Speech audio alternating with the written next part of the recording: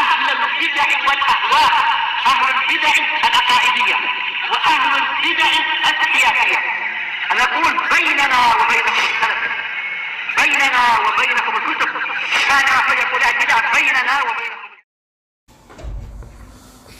Bismillahirrahmanirrahim. Alhamdulillah wassalatu wassalamu ala Rasulillah ma ba'd. Apa ringkasan ya ikhwan mengenai kejadian Sariyatun Nakhlah. Apa yang Allah Azza wa Jal sebutkan tentang mereka-mereka para sahabat yang andil dalam Sariyatun Nakhlah. Bagaimana yang Allah Azza wa Jal sebutkan di Al-Quran? Apa yang Allah berikan untuk mereka? Apa yang Allah berikan bagi mereka? Sahabat masih ingat? Sariyatun Nakhlah yang mereka berperang di salah satu hari yang diharamkan. Allah Azza wa Jalla mengakui perbuatan itu adalah perbuatan yang besar. Tapi Allah tutup cerita mengenai Sariyatun Nakhlah dengan ampunan bagi mereka. Dan sanjungan bahwa mereka adalah orang-orang mukmin, mereka adalah orang-orang yang hijrah, mereka adalah orang-orang yang berjihad karena mencari rahmat Allah. Kemudian Allah ampuni mereka. Dan mereka para sahabat ya ikhwah adalah kaum yang paling berhak untuk ampunan. Mereka itu kalau berdosa dan terjatuh dalam suatu kesalahan, maka mereka adalah kaum yang paling cepat dalam menegakkan suatu taubat. Belum lagi dengan pengorbanan kebaikan mereka yang menutupi sedikit dari keburukan. Belum lagi dengan doa-doa yang disampaikan oleh kaum-kaum setelah mereka bagi para sahabat. Belum lagi syafaat dari Nabi untuk mereka. Belum lagi ibadah mereka. Belum lagi jihadnya mereka.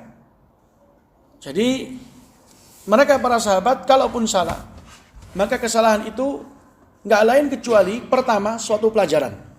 Kedua untuk menafikan kesempurnaan bagi mereka. Mereka semulia apapun bukanlah sempurna. Tetap terjatuh dalam suatu kesalahan, tapi subhanallah, kenapa kok mereka tetap mulia? Karena mengikuti suatu kesalahan dengan kebaikan. Sehingga kebaikan ini akan menghapus. Dan ini kemuliaan Islam. Siapa yang masuk Islam, cinta dengan Islam mulia. Mulia. Bagaimana ucapannya Amr bin Al-As kepada Rasulullah? Saya mau masuk Islam, tapi syaratnya saya dihapus semua dosaku. Rasulullah mengatakan dengan memberikan suatu kabar gembira, Islam ini menghapus segala apa yang telah lampau. Siapa yang gak berbondong-bondong masuk Islam? Coba kalau Islam itu yang telah lampau masih dipikulkan, sedikit yang akan masuk Islam. Tapi Islam enggak.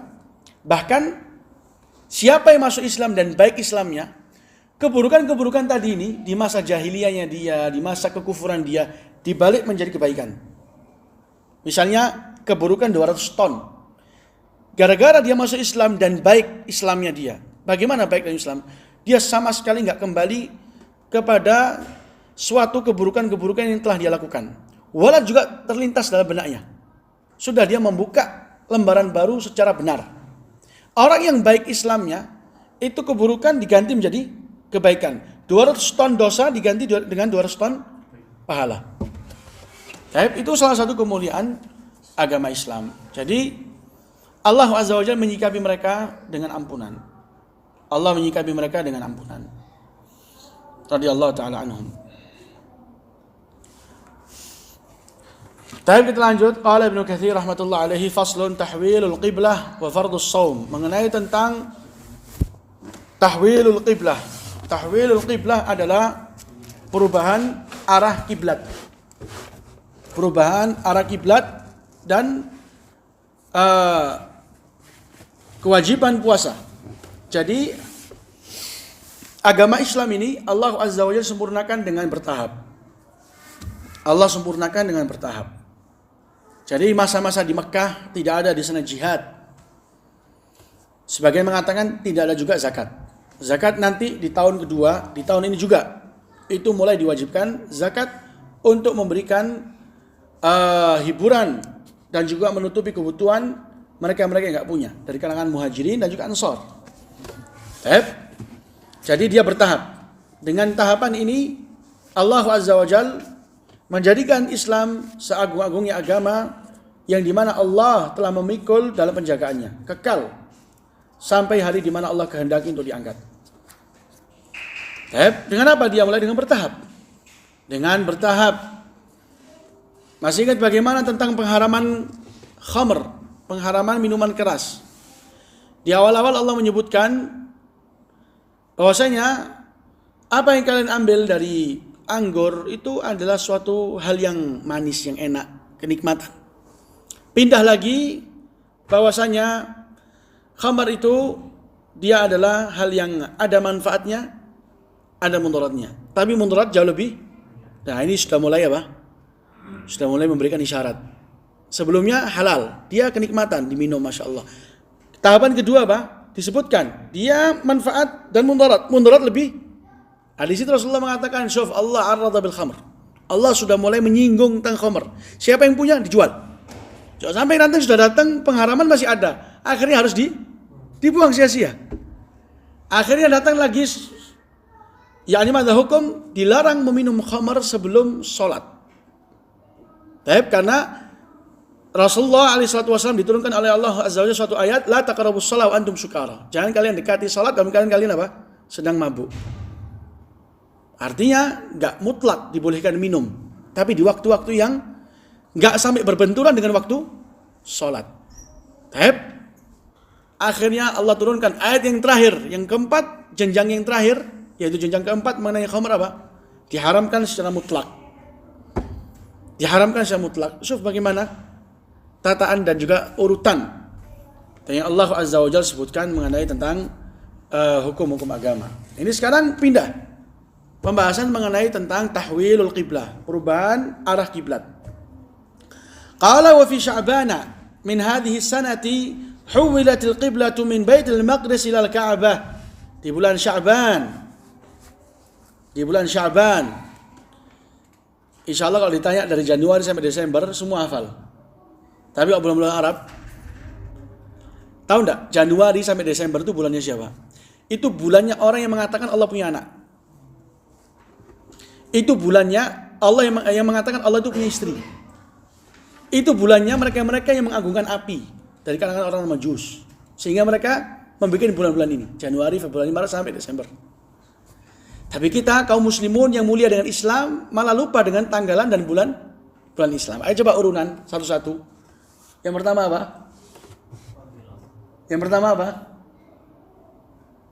Bulan apa yang pertama? Apa bulan pertama untuk yang pertama Jumat? Antum ingatnya Jumadil Awal tuh ada kenangan apa di situ? Kok ingatnya situ? Andak. Al-Muharram, jangan Muharram. Al-Muharram. Dan itu satu-satunya bulan yang ada al-nya. Al-Muharram, lagi cari apa? Abang Mikdad. Oh ya. Fadal. Selanjutnya apa? Harus dihafal ya, ikhwah. Safar kemana? Safar.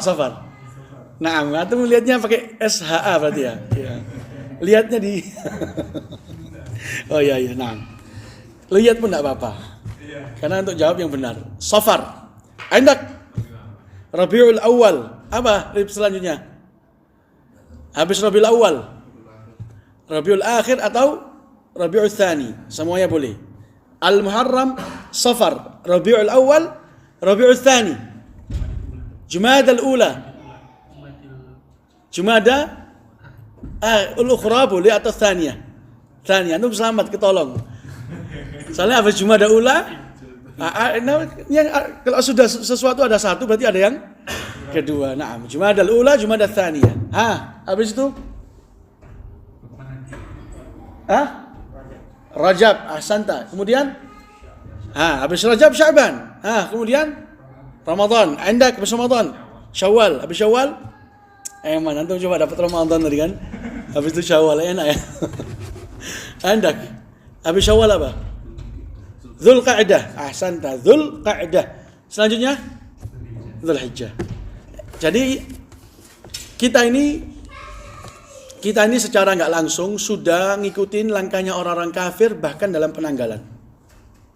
Hafalnya kita sekarang tanggal 15 apa ini? Agustus ya. Tapi berapa Safar sekarang? 14 atau 13? 13 mungkin. Al-muhim 9. Semuanya salah. Jadi kita kalau anak bukan karena ngikutin ini ya, cuma memang lupa. Jadi penanggalan kita dalam kerjaan, dalam sekolahan, dalam surat menyurat sudah memang terbius dengan penanggalan orang-orang kafir. Bahkan kita sudah memang membuntuti mereka. Dan itulah benarnya ucapan Nabi la tattabi'unna sanana man kana qablakum. Kalian benar-benar akan mengikuti jalan-jalan orang-orang sebelum kalian. Penanggalan. Ayo coba siapa yang bisa melepaskan dirinya dari penanggalan orang kafir. Berarti kita sudah mengikuti mereka secara apa? Enggak langsung. Dan penanggalan itu menyimbolkan tentang agama mereka yang kita ingkari. Allah enggak punya anak. Qul huwallahu ahad, Allahus samad, lam yalid wa lam yulad. Ada. Jadi di bulan Sya'ban kata Ibnu Katsir di tahun ini yaitu tahun kedua dirubah atau diganti arah kiblah dari Baitul Maqdis mengarah ke Ka'bah. Ini untuk sebagian pendapat. Pendapat yang lain mengatakan dia adalah bulan Rajab, di pertengahan bulan Rajab. Dan itu yang benar. Dan itu yang dikuatkan oleh Imam Tahawi. Perubahan kiblah dia terjadi di pertengahan bulan Rajab tahun kedua Hijriyah. Di pertengahan bulan Rajab di tahun 2 Hijriyah. Nah, itu yang benar ya, akhwah. Itu yang benar. Qala wa dzalika ala ra'si 16 وذلك على رأس 16 شهرا من مقدمه المدينة. Dia di penghujung 16 bulan selepas kedatangan Nabi di Madinah. Ini dalam mengenai tentang bulannya atau berapa bulan Rasulullah salat menghadap ke arah Baitul Maqdis. Ada yang mengatakan selama 16 bulan, ada yang mengatakan 17 bulan. Maka kata Ibnu Katsir wa qila 17 syahra. Ada yang mengatakan 17 bulan. Jadi berapa lama Rasulullah salat menghadap ke arah Baitul Maqdis, ke arah Palestina, ke arah Syam? Ada yang mengatakan 16 bulan, ada yang mengatakan 17 bulan. Yang benar 16 bulan. Adapun 17 bulan itu keraguan dari sebagian perawi. Dan yang benar, yang yakin insya Allah adalah 16. 16. Hadzahu. Qala wa huma fi sahihain. Kedua kabar ini ada di kitab Sahihain, Bukhari dan juga Muslim. Pembahasan ini ya ikhwah mengenai tentang perubahan arah kiblat dan diwajibkannya puasa. Jadi Rasul alaihi salatu wassalam beliau tatkala pertama kali di Madinah diperintahkan oleh Allah untuk menghadap ke arah Baitul Maqdis di waktu sholat. Dan di situ bergembiralah orang-orang Yahud sebagaimana apa yang disebutkan oleh Ibn Abbas. Jadi dia perintah dari Allah, engkau sesampaimu di Madinah maka salatlah engkau menghadap ke arah Baitul Maqdis. Ini perintah dari Allah. Ini perintah dari Allah. Sebagian mengatakan ini perintah ini dikarenakan supaya Rasulullah bisa memikat kaum Yahud. Tatkala orang-orang Yahud melihat, oh subhanallah Rasulullah Muhammad ini dia kiblatnya sama dengan kiblat para nabi kita. Di situ akan menjadikan kedekatan antara Nabi Muhammad dengan Yahud. Ucapan ini telah diriwayatkan dari Abdurrahman bin Zaid bin Aslam tapi dia lemah. Lemah artinya sebab Rasulullah menghadap ke arah Baitul Maqdis dikarenakan supaya Rasulullah mendapatkan kedekatan dari Yahud supaya mereka terundang masuk Islam. Ucapan ini berasal dari pengkabaran yang lemah. Yang benar dia adalah perintah Allah.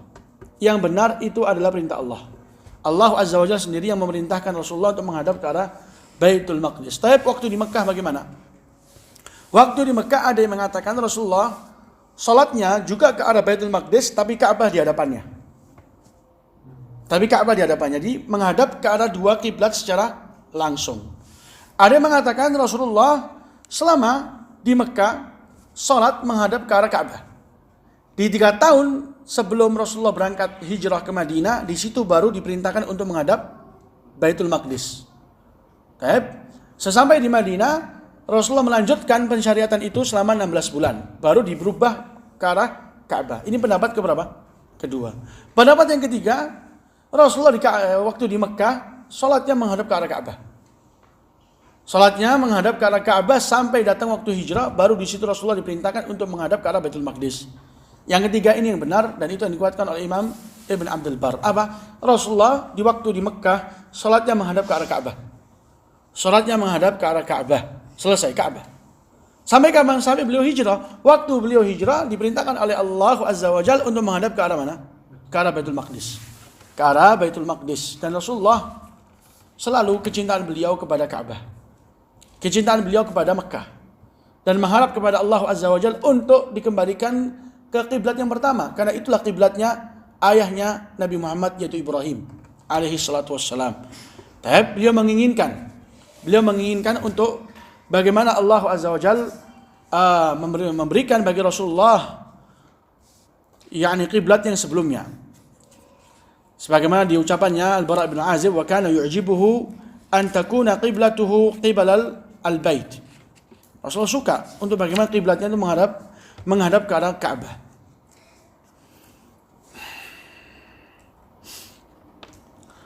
Qala wa kana awwala man shalla ilaiha Abu Sa'id ibn Mu'alla wa sahibin lah kama rawahu An-Nasa'i. Jadi yang pertama kali salat menghadap ke arah kiblat, adalah Abu Sa'id ibn Mu'alla dan temannya, sebagaimana apa yang diriwayatkan oleh Imam Nasa'i. Wa dzalika anna sami'na Rasulullah yakhtubun nas wa yatlu alaihim tahwil al-qiblah. Di mana kejadian itu Rasulullah berceramah dan membacakan kepada mereka ayat-ayat yang berkaitan dengan perubahan kiblat. Maka Abu Sa'id ini mengatakan kepada temannya, faqultu li sahibi ta'al nusalli raka'atain fanakun awwala man shalla ilaiha. Dia mengatakan kepada temannya, kemari kita salat 2 rakaat supaya kita menjadi orang yang pertama kali salat menghadap ke arah kiblat selepas dirubahnya ke arah Baitul Maqdis. Subhanallah. Lihat bagaimana semangatnya sahabat. Lihat bagaimana tunduknya mereka. Dirubah sebelumnya menghadap ke arah Baitul Maqdis, dirubah 180 derajat menghadap ke arah Ka'bah, ke arah Mekah. Dan mereka langsung mempraktekkan dan langsung mengijabahi syariatan tersebut. Bahkan dia mengajak temannya, faqultu li sahibi. Saya sampaikan kepada temanku, kemari kita menegakkan 2 rakaat. Subhanallah. Apa kata dia? Supaya kita menjadi orang yang pertama kali salat menghadap ke arah Ka'bah. Ini pentingnya orang kalau sudah memiliki teman yang baik. Teman yang baik memberikan kepada temannya kebaikan juga. Dia akan rugi orang yang memiliki teman yang baik, dan selalu rugi orang yang mendapatkan teman yang buruk. Lihat, diajak oleh temannya yang baik. Faqultu li sahibi, saya ucapkan kepada temanku, kemarilah kita menegakkan 2 rakaat. Supaya kita tertulis orang yang pertama kali salat menghadap ke arah Ka'bah. Jamil. Ini suatu kenang-kenangan yang paling jamil, yang paling indah di antara 2 teman. Apa? Dalam ketaatan, dalam ketakwaan, dalam ibadah. Ini kenangan ini di antara 2 teman ini, itulah kenangan yang abadi. Keduanya insya Allah akan membaca buku catatan amalan dalam keadaan ketawa. Subhanallah, ini kenangan kita dulu di dunia. Kenapa? Karena keduanya adalah teman yang bertakwa kepada Allah. Tapi kalau misalnya temannya buruk, ta'al nusalli, la. Masa ta'al kita salat? La. Ta'al kita mendatangi hal-hal yang menyebabkan kita terlaknat. Mendatangi hal-hal yang keji. Ta'al kita meninggalkan salat. Kalau ini ta'al nusalli, ta'al kita meninggalkan salat. Itu teman yang buruk. Tapi ini teman yang Masya Allah. Lisahi, dia mengatakan kepada temannya, kita salat. Fatawaraina wa sallaina ilaiha. Maka kami bersembunyi, ayatnya di belakang tiang, wa sallaina ilaiha. Kemudian salat di belakang tiang tersebut. Thumma nazala Rasulullah fa shalla bin nasi adh-dhuhr yauma idz. Kemudian Rasulullah turun dari mimbar dan salat dengan manusia di waktu salat zuhur di hari tersebut. Dan ini kejadiannya di Masjid Bani Abi Salamah. Atau di Masjid Bani Salamah. Di waktu Rasulullah sedang mengunjungi Bishr bin Bara' bin Ma'rur di waktu hari kematiannya. Kemudian Rasulullah pulang Rasulullah ke masjidnya dan menegakkan salat asar untuk pertama kali yang menghadap ke arah Ka'bah. Qala wa furida shaum Ramadan wa furidat li ajlihi zakatul fitr qubailihi biyawm. Kemudian diwajibkan puasa Ramadan Dan juga diwajibkan dikarenakan puasa Ramadan zakat fitri. Tapi 1 hari sebelum diwajibkannya puasa Ramadan. Jadi di antara hal yang diwajibkan selepas datangnya jihad adalah perubahan arah kiblah. Dan perubahan arah kiblah ini dia salah satu fitnah. Dia salah satu fitnah yang terjadi di tengah-tengah ummah, di tengah-tengah manusia. Karena orang-orang musyrikun mengatakan, Rasulullah Muhammad, dia telah kembali ke arah kiblat kita. Enggak lama dia akan kembali ke agama kita, akan kembali ke agama nenek moyang kita. Orang-orang Yahud mengatakan, orang ini telah meninggalkan kiblatnya para nabi. Maka enggak patut untuk kita ikuti. Di sana ada yang mengatakan, loh ini enggak jelas agamanya. Bagaimana kok banyak dirubah? Sebelumnya di Mekah, mengarah Ka'bah. Sekarang di Baitul Maqdis. Kemudian kembali ke mana? Ke arah Ka'bah. Kalau memang ke arah Baitul Maqdis salah, berarti engkau dulu di atas kebatilan. Kalau memang Baitul Maqdis dia benar, maka kenapa engkau tinggalkan kebenaran? Ini semua fitnah yang terjadi di tengah-tengah manusia tatkala adanya perubahan kiblat.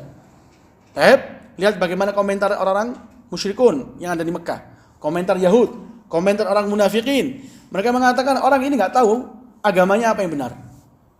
Ragu. Kenapa Baitul Maqdis ditinggalkan? Dikarenakan dia benar ataukah salah?